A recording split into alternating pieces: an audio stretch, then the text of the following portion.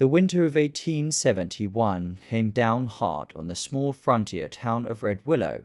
Snow fell for days without mercy, piling against wooden doors and saloon windows until the entire town looked buried beneath a frozen silence. Horses stood in the street with frost on their manes, breath rising in slow white clouds. Even the wind seemed to groan through the narrow alleys like it was tired of the cold. Red Willow was the kind of town where people learn not to ask questions, and where the wrong man held all the power. His name was Calvin Rourke. Rourke owned the saloon, the general store, the stable, and most of the fear that lived in the town's bones. He was tall and thick-shouldered, with a beard like tangled wire and a voice that could stop a room mid-conversation. Nobody crossed Calvin Rourke, because those who did often disappeared into the winter. But the thing the townsfolk hated most wasn't his temper. It was the girl. Her name was Anna. No one knew exactly where she had come from. One day in late autumn, she simply appeared behind the saloon, dragging a broken suitcase through the mud. She looked barely 20, thin as a winter branch, with pale skin and eyes that seemed older than the mountains. Within hours, Rourke had claimed her. Some said she owed him money, others said he'd bought her from a wagon train that passed through. No one really knew the truth.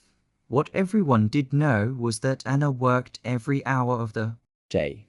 She scrubbed the saloon floors, carried water from the frozen well, stacked firewood until her hands bled, and when Rourke was angry, the whole town heard it. Crash, a shout, a chair thrown across the room, sometimes a cry that cut through the wind outside. But no one interfered, because Red Willow had learned something a long time ago. Survival often meant silence. The stranger rode into town on the coldest morning of the winter. Snowflakes drifted across the empty road as a lone horse appeared through the grey haze, hooves crunching slowly against ice. The rider sat tall in the saddle, wrapped in a long brown duster coat. A wide hat shadowed his face, but even from a distance the townsfolk, watching through frosted windows, could see something about him was different. He wasn't rushing. Most travelers galloped into town, desperate for warmth. This man rode like time belonged to him. When he reached the hitching post outside the saloon, he dismounted with calm, steady movements. The door creaked open as he stepped inside. Instantly, the room fell quiet. Card games stopped. Glasses paused halfway to lips. The stranger walked to the bar and placed a few coins on the wood. "Coffee," he said. His voice was low, calm. The bartender poured the drink quickly. Nobody spoke. The man drank slowly, warming his hands on the cup. And that was when the shouting started upstairs. A loud crash echoed through the ceiling. Then Rourke's voice roared, "You think you can spill my whiskey and walk away?" A muffled cry followed. Some of the men at the tables looked down at their cards. Others pretended not to hear. But the stranger simply listened. Another crash, a sharp scream. The cowboy lifted his eyes toward the ceiling for a moment. Then he finished his coffee, placed the empty cup on the counter, and said nothing. That night the storm grew worse. The wind howled through Red Willow like wolves, circling a campfire. Most people stayed inside, except Anna. Just after midnight, the saloon door burst open, and she stumbled into the snow, barefoot, a thin shawl wrapped around her shoulders. Her lip was bleeding. She collapsed beside the wooden steps, shivering violently. Inside the saloon, laughter erupted. Rourke's voice followed. "Maybe the cold will teach you some manners." The door slammed shut again.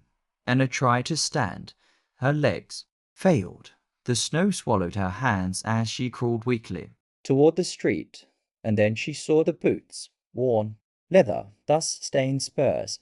She looked up. Slowly, the quiet cowboy stood there in the storm. His horse waited behind him, calm despite the wind. For a moment, neither of them spoke. Snow gathered on his hat brim. Anna's voice came out weak. "Please, don't bring me back in there." The cowboy studied her face, the bruises, the shaking, the exhaustion in her eyes. Finally he spoke. Where's your coat? She shook her head faintly. I don't have one. The man removed his own heavy coat without hesitation. He wrapped it around her shoulders. The warmth hit her. Instantly, she almost cried. Thank you, she whispered. The cowboy helped her stand. Then he guided her toward the small stable across the road. Inside, the air was warmer from the horses' breath. He settled her onto a pile of hay from his saddlebag. He pulled out a tin cup and a small flask. He poured water, handed it to her. She drank like someone who hadn't had kindness in a long time. What's your name? He asked. Anna. He nodded slightly. Then she asked the question that had been forming in her mind. What's yours? The cowboy paused. For a moment it looked like he might not answer. Finally he said, Daniel, just Daniel. Nothing more. Across town. The saloon door burst open again. Calvin Rourke stepped into the snow, his temper still burning from the night's whiskey. Girl, he shouted. The street answered with silence. His eyes scanned the darkness. Then he saw footprints in the snow leading across the road toward the stable. Rourke's face twisted. Inside the stable, Anna had finally stopped shaking. Daniel sat nearby, sharpening a small knife with slow, steady strokes. The sound of the blade sliding across the stone echoed softly in the quiet. Anna watched him. You're not from around here, she said. No, you should leave before morning. Why? Because Rourke will kill you if he finds me here. Daniel didn't look up. Maybe. Anna stared at him. You don't understand. Everyone in this town is afraid of him. The knife continued sliding across the stone. Are you? Daniel asked. Anna hesitated. Yes, for a long moment neither spoke. Then the stable door exploded open. The wind roared inside, and Calvin Rourke filled the doorway. His eyes locked onto Anna, then shifted to the cowboy. Well now, Rourke growled. Looks like my property found herself a new protector. Anna froze. Daniel slowly stood. The two men faced each other across the stable floor. Rourke cracked his knuckles. You best move along. Stranger. Daniel didn't move. Rourke stepped forward. I said the girl belongs to me. Anna felt her heart hammering in her chest. The whole town knew what came next when someone challenged Rourke.it. Always ended the same way, blood in the snow. Daniel finally spoke. His voice was calm, quiet, but the words carried like thunder in the cold air. Don't touch her again. The stable fell silent. For a moment even the horses stopped moving. Rourke blinked. Then he laughed, a deep, cruel laugh. You must be new here. He stepped closer, towering over Anna. Because nobody tells me what to do in my own town. His hand reached toward her arm. And that was when Daniel moved. Fast. Fast. The lantern flame barely had time to flicker. Rourke's wrist stopped midair, locked in Daniel's grip. The big man's smile vanished. Daniel's voice stayed steady. Last warning. Rourke tried to pull free. He couldn't.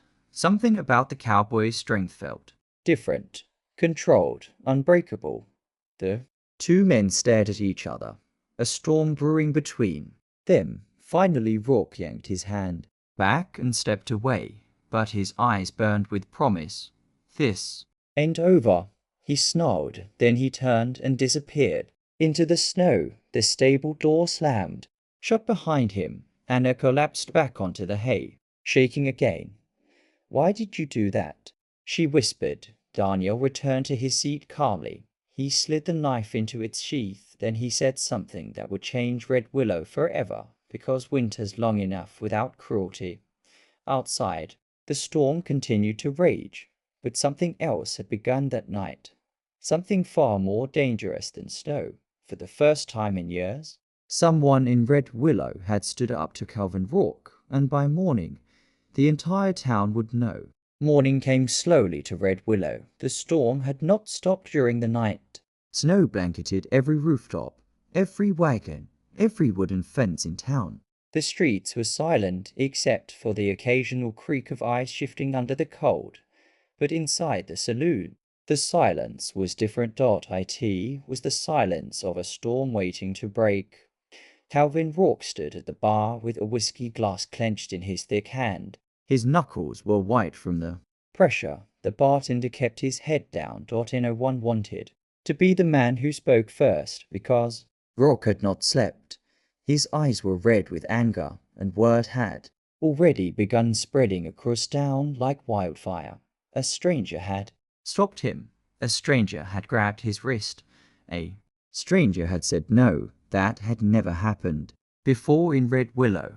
Not once. Finally, Rourke slammed the glass onto the counter so hard it cracked. Who is he? He growled. No one answered. The poker players stared at their cards. The bartender wiped the same spot on the counter over and over. Again, Rourke's voice dropped into a dangerous whisper. I asked a question. A thin man at the corner table cleared his throat nervously. He rode in yesterday morning, the man said. Quiet fella. Ordered coffee. That all? Rourke asked. The man nodded quickly. Didn't say much. Rourke's jaw tightened. Then he leaned closer to the bartender. You see him leave town? No, sir. That was the worst possible answer, because if the cowboy was still in town, then the insult was still breathing. Rourke straightened slowly and pulled on his heavy coat. Find him, he said coldly. 3 of the biggest men in the saloon stood up instantly. They were the kind of men who made their living doing Rourke's dirty work. Cole Tanner, Luke, Braddock, and Jimmy Hale. The entire town knew them and feared them. Rourke looked at each of them. Bring him to me. Across the street. The stable was warm with the smell of hay and horses. Anna woke slowly. For a moment, she didn't remember where she was. Then she felt the heavy coat wrapped around her shoulders and saw Daniel sitting nearby. He was cleaning his saddle calmly, like nothing in the world could hurry him. Sunlight filtered through the cracks in the wooden walls. Anna pushed herself up. You stayed, she said softly. Daniel nodded. She hesitated before speaking again. You shouldn't have. He didn't respond immediately. Instead, he finished tightening a strap on the saddle. Then he looked at her. Feeling better? A little. Her voice was still fragile. She studied him carefully. You know he'll come for you, probably. You don't seem worried. Daniel gave the faintest hint of a smile. I've been worried before. Anna wrapped the coat tighter around herself. You don't know Rourke, she said quietly. No, but everyone else here does. Daniel leaned against a wooden post. Then, why does everyone let him do it? Anna didn't answer right away, because the truth wasn't simple. After a moment she spoke. This town used to be different. Daniel listened. Years ago people tried to stand up to him. She continued. A rancher named Thomas Bell refused to sell his land. What happened? Anna swallowed. One night his barn burned down. Daniel remained silent. He tried again, she said. Went to the sheriff. And the sheriff disappeared. Daniel's eyes hardened slightly. Anna looked down. After that, people stopped trying. The stable fell quiet. Outside, the wind whistled through the streets. Finally, Daniel said something simple. Fear spreads fast. Anna nodded. Yes. Then she looked at him again. So does hope, Daniel said. For the first time since she had met him, Anna looked uncertain. Hope felt like a dangerous idea in Red Willow. Cole Tanner kicked open the door of the general store. Seeing the stranger, he asked the shopkeeper. The old man behind the counter shook his head quickly. No, Cole stared at him for a long moment. Then he stepped back outside. Luke. Braddock spat into the snow. Town ain't that big, Luke said. He's here somewhere. Jimmy Hale glanced across the street toward the stable. You check there. Cole followed his gaze. The stable door was closed. Smoke drifted lazily from the small chimney on the roof. Cole smiled slowly. Well now, he muttered. The three men began walking across the street. Their boots crunched loudly in the frozen snow. Daniel heard them before they opened the door. 3 sets of footsteps, heavy, confident.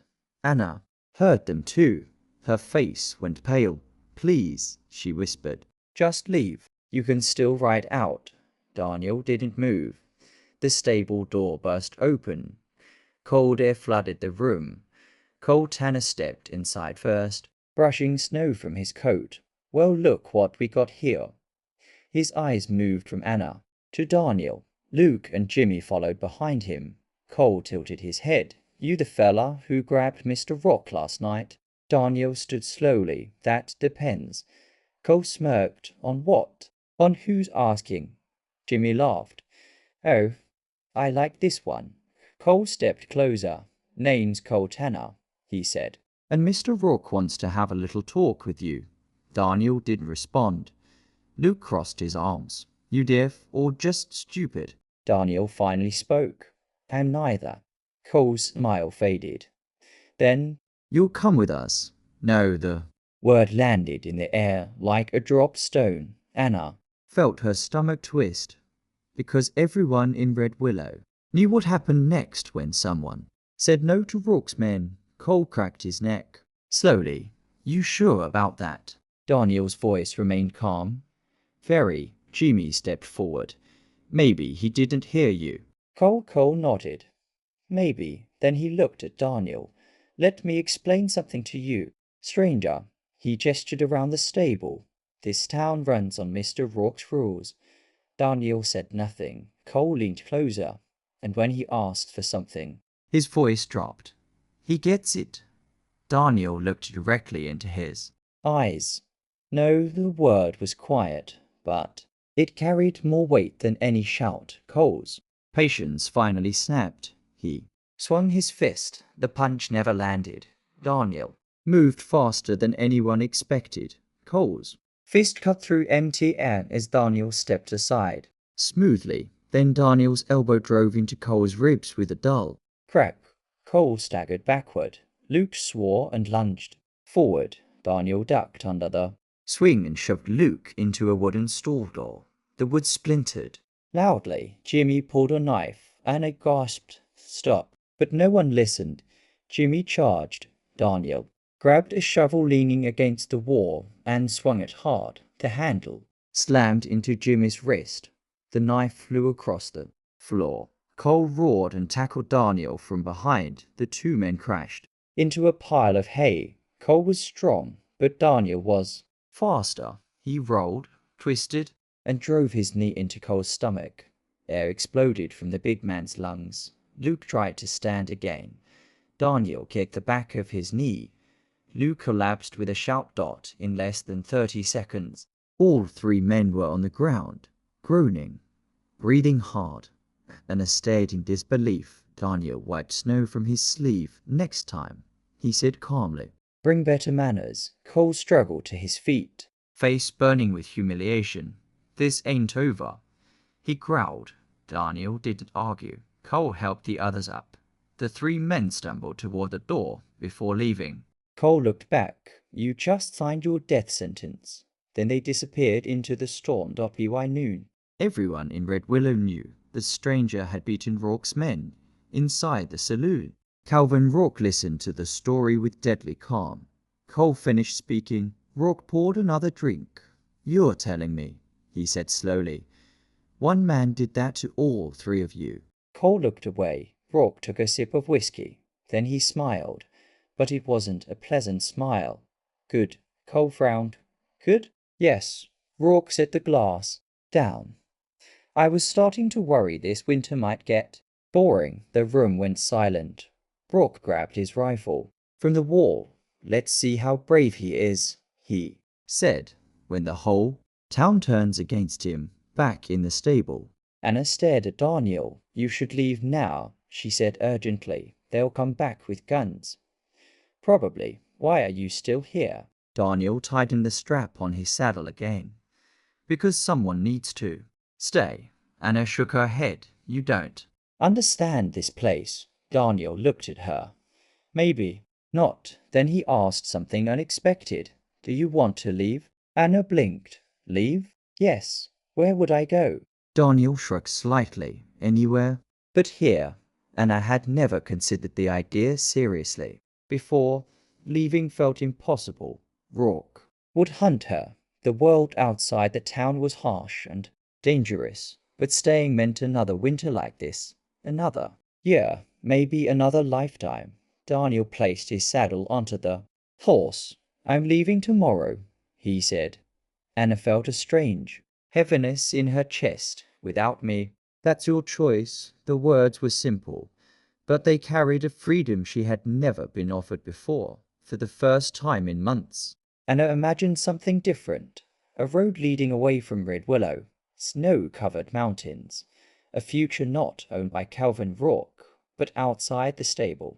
That same man was already preparing for war, because pride like his never forgave humiliation, and by nightfall, Red Willow would face a choice it had avoided for years: stand with fear, or stand with the quiet cowboy who refused to bow. By late afternoon, the sky above Red Willow had turned the color of cold steel. Dark clouds rolled low over the mountains, and the wind carried a sharp edge that promised another brutal storm. Snow began to fall again, slow at first, then heavier, drifting across the empty street like pale ghosts. But inside the town, something far more dangerous than weather was building. Word had spread everywhere. The stranger had beaten Calvin Rourke's men. Some people whispered about it with quiet amazement. Others whispered with fear, because everyone knew what happened next when someone embarrassed Calvin Rourke. Violence, and lots of it. Inside the saloon, the air smelled of whiskey, smoke, and anger. Calvin Rourke sat at the center table, his rifle resting across his lap. His thick fingers drummed slowly against the wooden stock, while the men around him waited in tense silence. Cole Tanner stood nearby, with a bruise forming across his jaw. Luke Braddock's arm was wrapped in cloth where Daniel's shovel had struck him. Jimmy Hale leaned against the wall, flaring into his glass of whiskey. No one was smiling anymore. Rourke finally spoke. One man, he said slowly, walks into my town. His eyes lifted toward Cole. Beat 3 of my men. Then he looked around the room. And now half the town is whispering like it's the start of a revolution. No one dared interrupt. Rourke stood. His chair scraped loudly across the wooden floor. That instant night, he walked to the door and pushed it open. Snow blew inside. Outside, the street was already turning white again. Rourke stepped onto the wooden porch and shouted loud enough for half the town to hear. Anyone who works for me, anyone who wants to keep their land, their jobs, or their teeth. His voice thundered through the storm.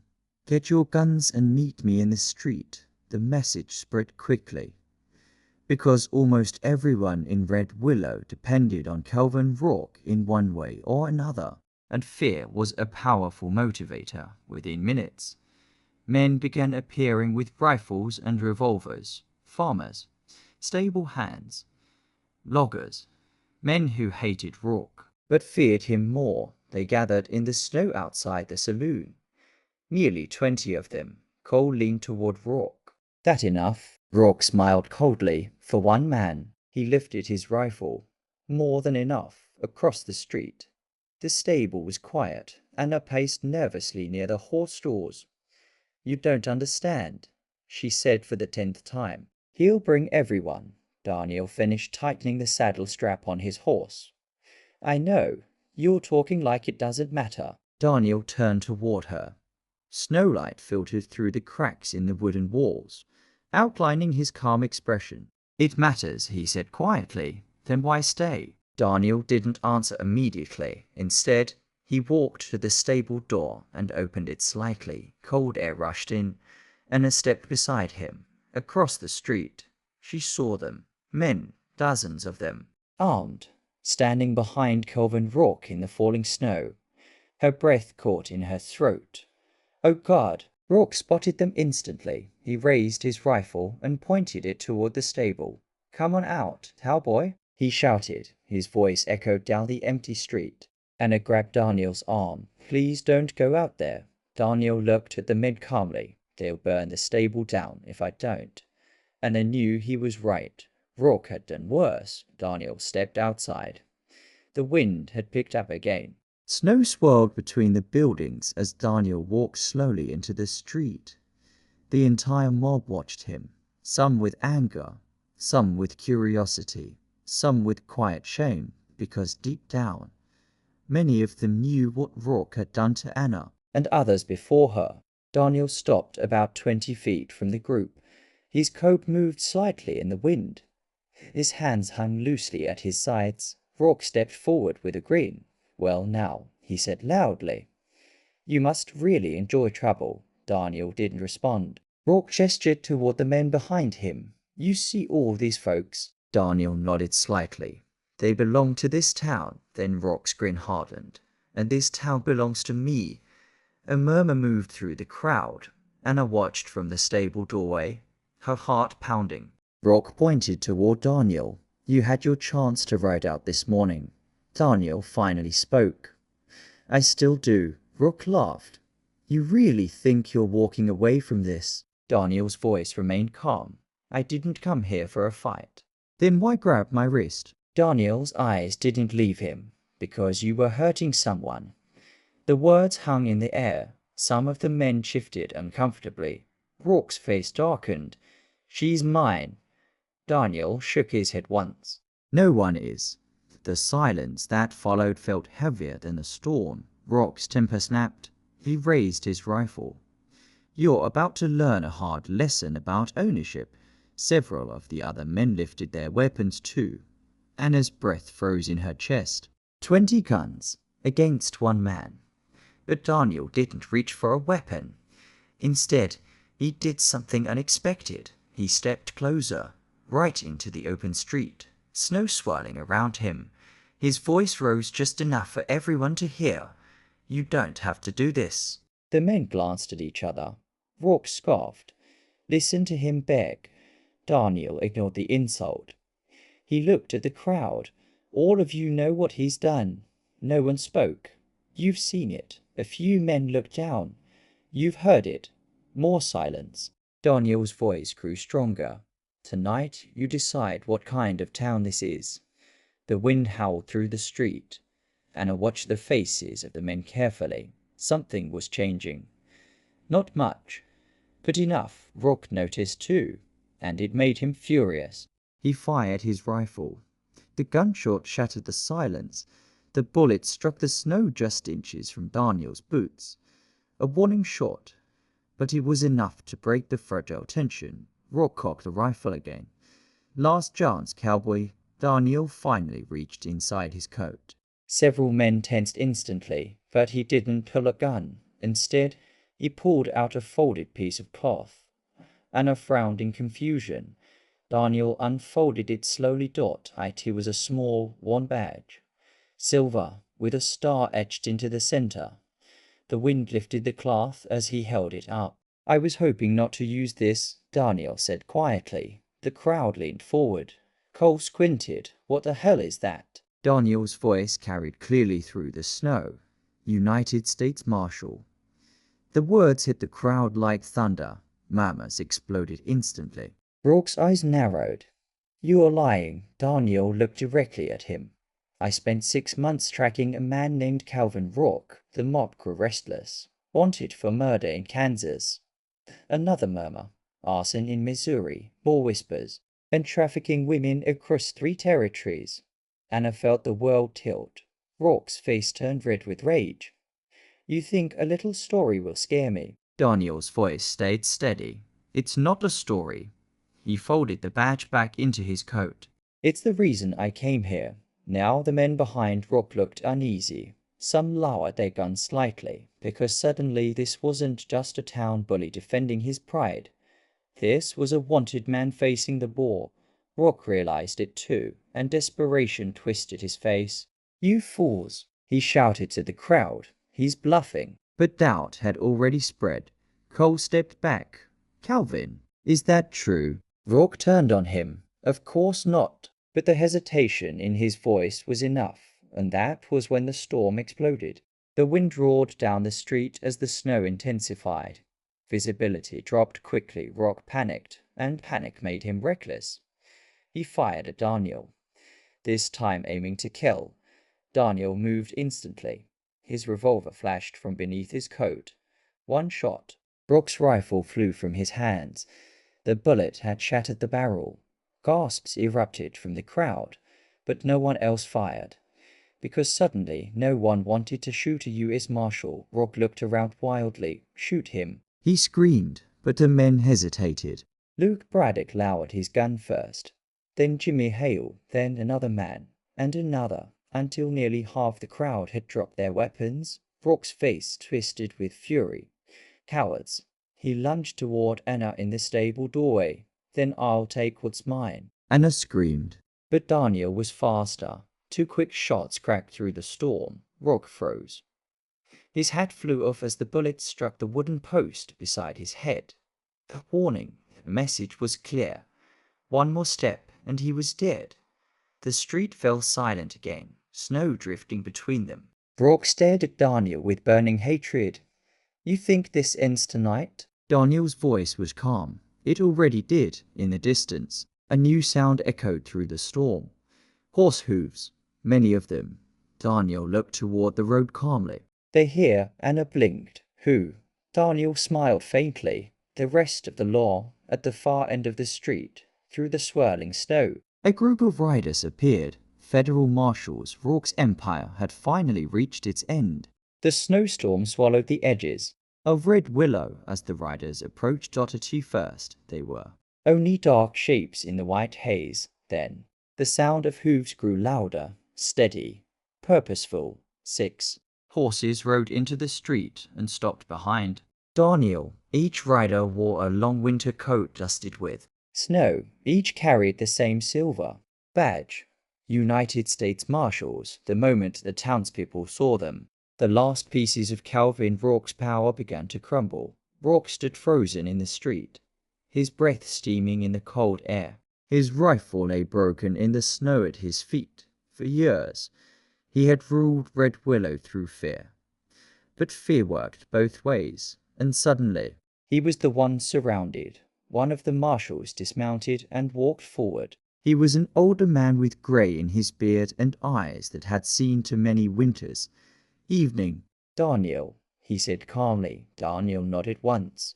Marshal Carter. Carter looked toward Calvin Rourke. So that's him. Rourke's voice came out sharp and desperate. You can't prove anything. Marshal Carter pulled a folded paper from his coat and opened it. Calvin Rourke, he read. Wanted for murder, racketeering, arson, and human trafficking across 3 territories. He lowered the paper. That proof enough. The men who had once stood behind Rourke slowly stepped farther away from him. No one wanted to be standing next to a wanted criminal when the marshals arrived. Rourke noticed. His eyes darted from face to face. Don't listen to them, he shouted. But the fear was gone now, because once the truth stepped into the light, it was impossible to hide. Rourke made one last desperate move. He lunged toward Cole Tanner and tried to grab the man's revolver, but Cole stepped back instantly. No, Cole said quietly. For the first time in years, someone had refused him. Rourke stared at him in disbelief. You work for me. Cole shook his head slowly. Not anymore. The other men backed away too. Luke Braddock dropped his rifle into the snow. Jimmy Hale took 3 steps backward. Within seconds, Rourke stood completely alone in the middle of the street. The wind blew snow across his boots. Marshal Carter sighed. Calvin, you really should have surrendered earlier. Rourke looked around wildly. His empire had vanished in less than 5 minutes. The saloon, the men, the town, all slipping away. Then he made the worst decision of his life. He reached for the pistol hidden inside his coat. Daniel's revolver fired. Once, the bullet struck the ground beside Rourke's hand, close enough to send snow spraying across his fingers. Rourke froze. Daniel's voice was calm but absolute. Don't. Marshal Carter stepped forward and pulled the gun from Rourke's coat. Then he snapped iron cuffs around the man's wrists. The metal clicked loudly in the quiet street, and just like that, Calvin Rourke's reign ended for several minutes. No one moved. The storm continued falling, but something inside Red Willow had changed. The townspeople stepped out of buildings slowly. The blacksmith, the shopkeeper, the bartender, men and women who had spent years pretending they couldn't see what Rourke was doing. Now, they watched as the marshals tied him to a horse. Anna stood in the stable doorway, wrapped in Daniel's coat. Her hands trembled, not from the cold, from disbelief that it was over. The man who had controlled her life was gone. She walked slowly into the street. The snow crunched beneath her bare feet. Daniel noticed. Immediately, he removed his scarf and handed it to her. "You shouldn't be out here without boots." She barely heard him. Her eyes were fixed on Rourke as the marshals prepared to take him away. The man glared at her with pure hatred. "This ain't finished," he spat, but no one believed him anymore. "Marshal." Carter tightened the rope on the horse. "It is now." They led Rourke down the street and out of town. The storm swallowed him within minutes, and Red Willow felt different. Already, like a long shadow had finally lifted, the crowd slowly began to disperse. People whispered quietly among themselves. Some of them glanced at Daniel with new respect. Others looked ashamed, because deep down they knew they should have stood up years ago. Anna turned toward him. "You really are a marshal." Daniel nodded. "But you didn't come with the others." "No, why?" Daniel looked down the empty road where Rourke had disappeared. Then he said something surprising. "I needed to be sure." "Sure of what?" "That he'd show his true face." Anna studied him carefully. "You planned all this?" "Not exactly, but you knew he'd try to hurt someone." Again, Daniel didn't answer. He didn't need to. Anna wrapped the coat tighter around herself. "There's something else," she said softly. Daniel looked at her. "You knew my name before I told you." He paused. For the first time since she met him, Daniel looked uncomfortable. "Yes." Anna felt a strange tension rise in her chest.